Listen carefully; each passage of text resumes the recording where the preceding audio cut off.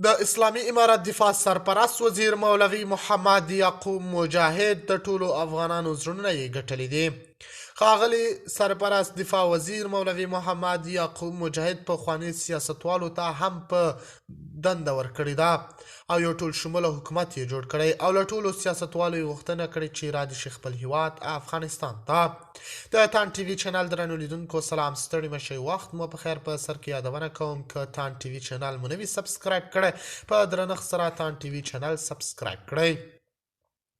د اسلامي امارت دفاع وزارت سرپرست مولا محمد یعقوب مجاهد په خپلو تازه څرګندونو کې ټول افغانانو ته ډاډ ورکړی چې هیواد ته دې راستانه شي.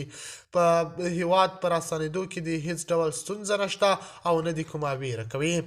نوموړي ویلي اسلامي امارت هڅه کوي چې د ملي یووالي فضا رامنځته کړي او د افغانانو وهڅوي چې د هیواد په بیا رغونه کې ونډه واخلي.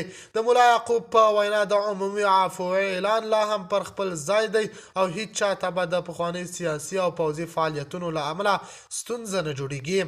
مولا یعقوب همداراز ادعا کړې چې د اوسني حکومت یو ټول شموله جوړښت لري او بیلابیلو قشرونو ته پکې د ګډون زمینه برابره شوې ده.